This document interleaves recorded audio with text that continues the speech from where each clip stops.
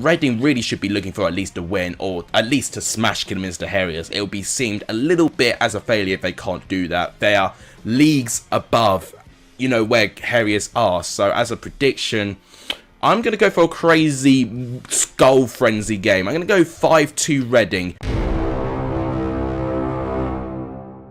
Before I start my video today, I wholeheartedly apologise to anyone from Kidderminster who I thought were going to get beaten 5-2 by Reading. I was wrong. Fair play, you more than deserve to be in the hat in the next round, and enjoy your trip against Crystal Palace. What is up everyone, welcome back to the channel. Today I thought I would do a very quick video where I briefly talk about my reaction to the biggest shocks involving the championship clubs in the FA Cup. It's been one of the better FA Cup round 3s I have seen for quite a while, with all the shocks, all the brilliant performances, the amount of goals we've seen as well. And I'll be giving you my reaction to the round 4 games being drawn out yesterday. We've also got a couple of midweek games that are taking place this week, which I'll be predicting in the second half of this video. If you guys like what you see, please do give the video a like. It just tremendously help the channel. If you have not hit that red subscribe button, please do so. It does really help the channel. We're pushing ever closer to 900 subscribers. Our big ultimate goal is to get to 1,000 subscribers. At this rate, we'll probably get it before the end of the season, which will be absolutely incredible. And please do share this channel to as many people as you can. That's how we're going to grow together as a community. But without any further ado, let's look back and review what madness took place in the FA Cup this weekend.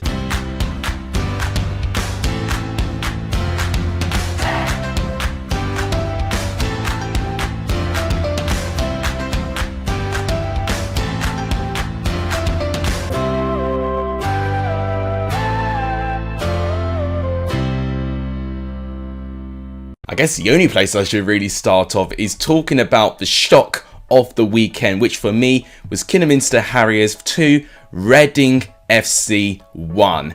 The reason it's such a shock is the gulf of divisions between these two clubs. So Kidderminster Harriers are in the 6th tier of English football, the National League North. Reading, of course, they're in the Championship. They are 4 divisions apart. And Kidderminster managed to get a victory. Now, I do think both goals, Rafael Cabral should do better, and it's a real fall from grace for what I remember with Rafael Cabral in goal.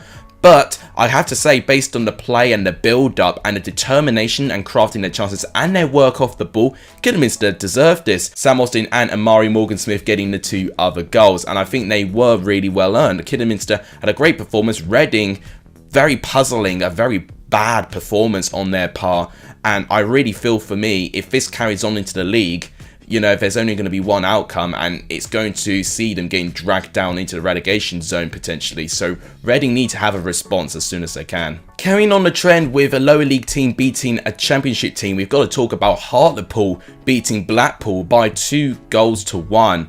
That was a result, I gotta be honest, I did not see coming at all. When Blackpool took the lead under Keshi Anderson, I thought, okay, it's going to be rather comfortable in the end. But wow, I did not expect that second half performance from Hartlepool. David Ferguson with an assist by Nicky Featherstone, and this second goal coming from Joe Gray in the 61st minute. And what disappointed me, really, to be honest, was just the lack of urgency. It just never felt like to me that Blackpool were really getting under so much pressure to Hartlepool. Hartlepool were very professional in their performance. It's the first time since 2010 that Hartlepool have been in the 4th round. So fair play to Hartlepool. It was a great result, but Blackpool, maybe potentially with this defeat they can concentrate on the league, but it's not a great result for them. Another team beaten by lower league opposition is Blackburn Rovers. High-flying Blackburn Rovers up in the top 3 of the Championship. They get beaten by high-flying Wigan of League 1.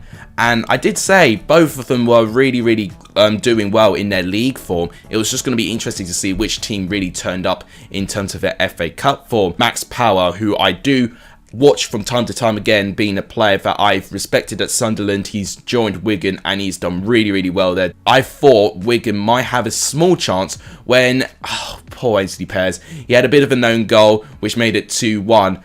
But Daniel Ayala in the 89th minute, Wigan were minutes away from going through, by Ayala clawed them back into this to make it 2-2, and it got to extra time, and you felt at that moment the Championship club may have got the experience to get over the line. But how wrong I was. Max Power involved again, this time with an assist to Theo Asgard, who made it 3-2 in the 94th minute for Wigan, and Blackburn couldn't find a response. What a victory that is for Wigan. The last Championship team to lose to lower league opposition is Birmingham City. Now, a lot of people actually predicted this result, that Plymouth would get one over Birmingham. Birmingham's form at the moment is very puzzling. It was a game for me that didn't really show a lot of attacking quality, to be honest. There was chances, but it was very scrappy. I think the changing point was when Birmingham were down to 10 men. George Friend picking up 2 yellow cards in 10 minutes ultimately got him the boot. At full time it was 0-0. I did anticipate this game would be low scoring, but I did not expect that the team to score in extra time so soon was going to be Ryan Law. He got the only goal in the 104th minute in the first half of extra time, and following this, Plymouth have got a trip to Stamford Bridge, which is a brilliant tie for Plymouth. I'm really pleased for them, and I think they've earned it as well. Birmingham just did not have any answers, you know, to the chances that they had. So disappointing overall for Birmingham. They need to try and respond. To the teams who had a bit of a scare but managed to go through in the end, we got to start off with the early game between Mansfield and Middlesbrough, when Middlesbrough in the end won by 3-2. Elliot Hewitt scoring in the final minute of the game. It was literally the last kick of the game. When Middlesbrough got their 2 goals, it was pretty much Mansfield who were controlling the game, and I think they definitely earned something from it, and I think those 2 goals were deserved. Hawkins and Ryan Oates with the 2 goals. Oates scoring in the 85th minute, and I thought that was a very clutch goal which was going to send Mansfield to extra time, but of course, as I previously said, Hewitt denied that, and Middlesbrough go through, and they will either play against Manchester United and Aston Villa depending on the last FA Cup game tonight. Another team who very narrowly got through is Fulham. Now, there's been a couple of teams who have won by 1-0, which I won't include as the teams who nearly got out.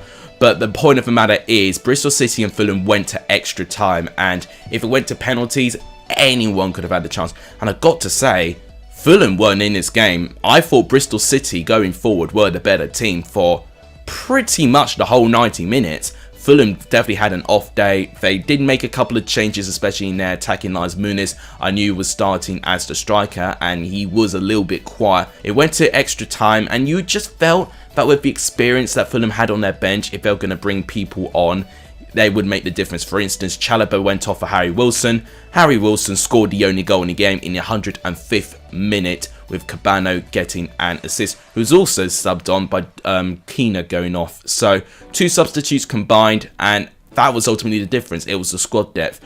And I think had Fulham not had those players in the bench, I think Bristol City would have had a chance. A bit of a blow for Bristol City, but Fulham would definitely take pride of going through, although they do have to play Manchester City in the next round. So I do fear that it will be a really tough 4th round game for Fulham. If we're talking about teams that very luckily got through, this epitomises the game. Barnsley 5, Barrow 4. What is this sort of result? We never see those types of results anymore. So it was a crazy game. Mads Anderson took the lead, and it was Callum Stiles with the assist. But Barrow, almost immediately after, went down to 10 men, and I thought, oh my goodness me, Barrow now going to have to survive. And Jordan Williams just scored before halftime. I was like, oh dear, 2-0 down and down to 10 men. Barrow are going to need to produce a miracle. Then unbelievably, it was 2-2. Anthony Driscoll-Glennon managed to make it 2-2, but then Devante Cole 5 minutes later made it 3-2, and then literally 3 minutes after that it was James Jones, and then 5 minutes after that Carlton Morris got a goal, and then 2 minutes after that it was Josh Gay that made it 4-4, which was amazing stuff from Barnsley and Barrow. It was a highly attacking game, a thrilling game, especially in the final 20 minutes of the game.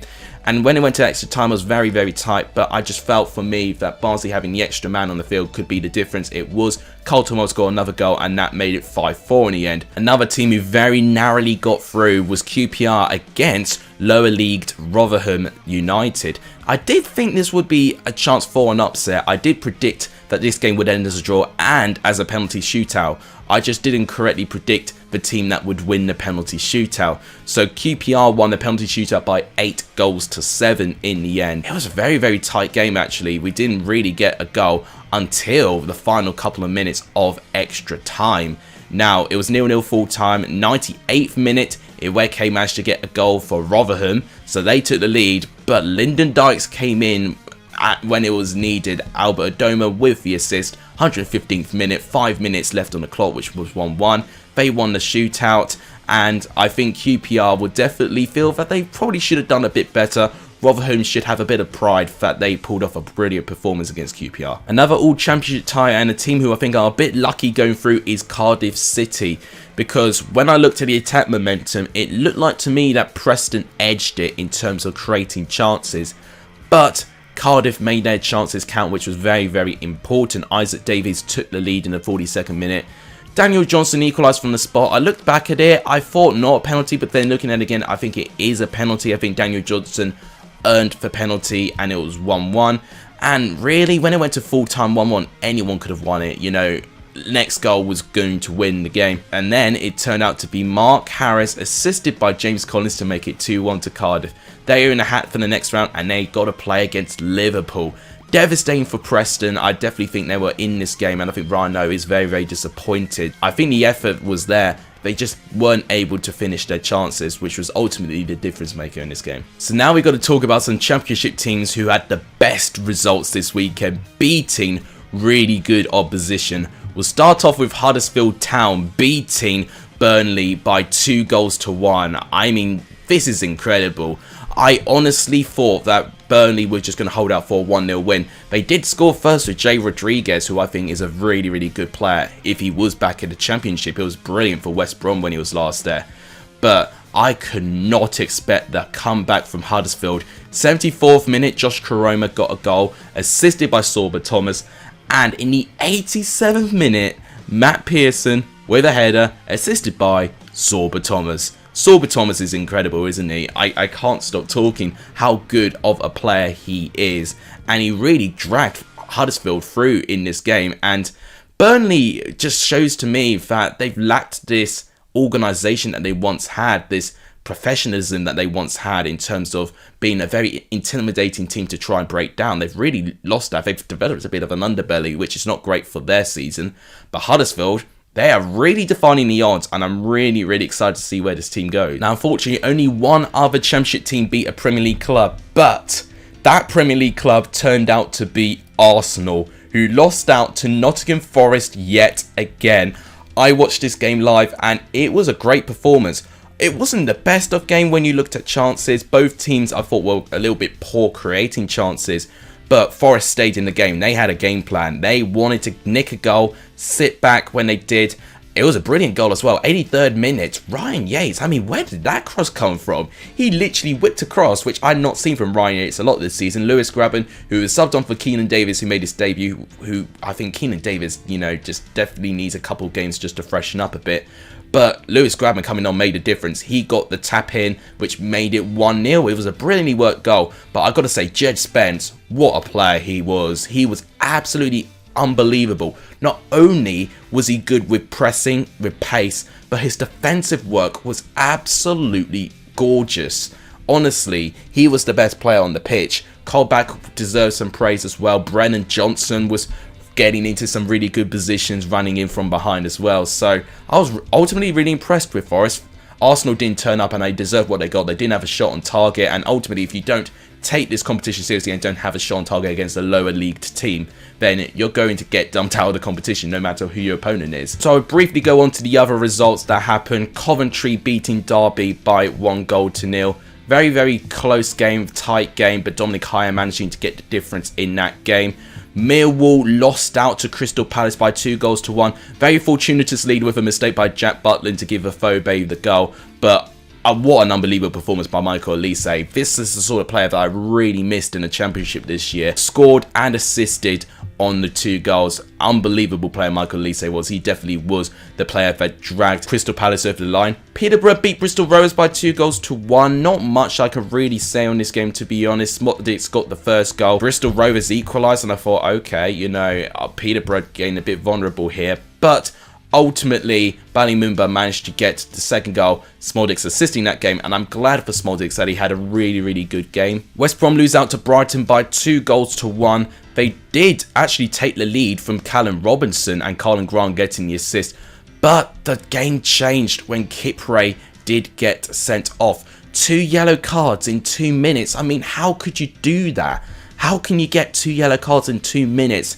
Kipre got sent off, and the equaliser came in the 81st minute for Brighton. Muda with the goal. And in extra time, I mean, I just felt Brighton with the quality and the depth, I thought they were going to make the difference. Neil Maupay, former Championship player, of course, makes it 2-1. And ultimately, had West Brom not been so careless with their discipline, they may have had a chance in this game. Swansea were very unlucky to get knocked out by Southampton. It was a very competitive game, actually, which I didn't expect. Southampton took the lead with Nathan Redmond, but with Jan Valery getting sent off with 2 yellow cards, I thought, okay, this might make things a bit interesting. Joel Pira got the equalising goal. It was 1-1 full time, and maybe Swansea should have used more of that time to try and get more goals. They took the lead, actually, with an own goal by Bednarak, but within a minute later, Enuisi got 1 goal back, and then Shane Long ended Swansea's chances of going through by making it 3-2 to Southampton. Good game, actually, but Swansea, just definitely for me, probably should have taken their chances a lot better. They had a lot of the ball. They definitely dominated in terms of keeping the ball, but I always have an issue that when they keep the ball, it does seem a bit predictable when they do run out of spaces to try and get in from behind. So I think Swansea got to consider their approach a little bit. Another team who were very unlucky to get knocked out by a Premier League team in extra time was Hull City. Now, they took the lead with Tyler Smith in the first minute of the game, which was unbelievable. Then a bit of quality gaming into that Everton side. Damari Gray and Andre Gomez getting the first 2 goals for Everton. With the players that Everton have on the pitch, they should be doing better than this. They were 2-1 up, but Ryan Longman said, you know what, we're Hull, and you know what, we can be taken seriously. And with that equaliser, it went to 2-2 in extra time. And I said, if Everton lose this game, Rafa Benitez might as well not even get on the bus, because he's going to be dismissed. Townsend scored in the 99th minute, which I think has given Rafa Benitez a little bit more time, but the pressure on Benitez at the moment in Everton is absolutely incredible. Hull should be proud of themselves. I think with how they held the ball, I think if it wasn't for that poor period when Everton scored 2 goals, where I think they did dictate the game, I think Hull would have definitely had a chance. Bournemouth went through Yeovil Town very, very comfortably, despite being pegged back a little bit by Yeovil. They managed to hold on for a 3-1 win. Luton managed to get the job done against Harrogate, a very professional performance by them. A 4-0 victory against League 2 Harrogate, which was their debut in the 3rd round, and it shows to me that Harrogate still have got some places to go and some improvements for them. But it's a step in the right direction, and I can see Harrogate definitely progressing. Stoke very comfortably beat Leyton Orient by 2-0 with 1 goal scored in each half. Tommins with the first goal and Tyrese Campbell with the second goal. And finally, Sheffield United lost 3-0 to Wolverhampton Wanderers. It was a very one-sided game, I felt. I think with the scoreline, Wolves were very, very comfortable. They were confident. Podence with the first goal. It only was 1-0 at half-time, and then the rest of the goals came from Semedo, and Podence popped up again with the 3rd. Sheffield United barely left the glove on them, and I think it shows that Wolves have definitely got some good qualities about them, but Sheffield United, you just got to hope for their sake that they don't carry this sort of performance into their league games. So that is my reaction to all of the FA Cup games in the 3rd round. So here are the next games in terms of the FA Cup. So we've got to talk about Liverpool and Cardiff first. What a game that is going to be for Cardiff, but I think it'll be a tough game for them. Man City play Fulham, which is an incredible game for Fulham again, but they do play Man City a couple of times in the FA Cup, and a lot of the time they do get beaten by a lot of goals. Nottingham Forest play Leicester. Look at that, an East Midlands derby, and I think it will be an interesting game. I'm really interested to see the outcome. I think the fact that Forest are in the City ground, I think they can have a chance. Kidderminster Harriers play West Ham. I mean, that's got to be one of the draws of round 4 at the moment. I think Kidderminster Harriers to play a Premier League team is absolutely unbelievable. At their ground as well, it's going to be unbelievable scenes. Coventry play against Southampton. I think that's an interesting tie. It's a Premier League going up against a Championship tie. For the fact that Southampton had to be pushed to extra time by Swansea, maybe they might not be as good against the Championship teams as a lot of people can think. Bournemouth play against non-league Boreham Wood, one of the very few non-league teams left in the competition alongside with Kidderminster Harriers. I think that's going to be a very interesting game as well. Boreham Wood put a great performance against Wimbledon in round 3, so I'll be very interested to see how Bournemouth do with the fact they've got 2 non-league ties in a row. I think there's a bit of fortune there for Bournemouth there. Stoke play Wigan, which I think is an interesting game again. Wigan has already beaten a Championship side like Blackburn. Can they do the same for Stoke? Who knows? Peterborough play QPR, which is an all-championship tie. Not much for me to say about that. Huddersfield play Barnsley, another all-championship tie. Not much for me to say about that either. Cambridge Luton, I think is interesting. I really think that's going to be a really interesting game overall. Cambridge, you know, with the performance they put in against Newcastle, they can definitely cause an upset. But can Luton get round that? We're just going to have to wait and see. So finally, to end off the video, I'm going to predict the 2 games that are taking place in the Championship in midweek. You can also leave your predictions for these games in the comments down below. Reading and Fulham. I mean, Fulham couldn't beat Reading last time, but based on what I've seen in the FA Cup with Reading, I don't have a lot of confidence in them whatsoever. I'm going to go for a 2-0 away victory to Fulham. Barnsley Stoke. I could see it as being a very, very boring game actually. Although Barnsley did score 5 goals against Barrow, we'll see if they can carry that confidence into this game. Stoke will definitely not make it easy. This could be an upset, but you know what? I'm going to go for a 1-1 draw. I think we'll definitely get a draw between these 2 sides. But that'll wrap it up for today's video. If you guys enjoyed it, please do give the video a like. It does tremendously help the channel. Please do hit the subscribe button if you've not done so. It does really help the channel. And please share this channel to as many people as you can. That's how we're going to grow this channel. But that'll wrap it up. Thank you guys so much for watching. You guys are legendary if you're still in the end of this video. And as always, I'll see you guys very, very soon. Take care, everyone.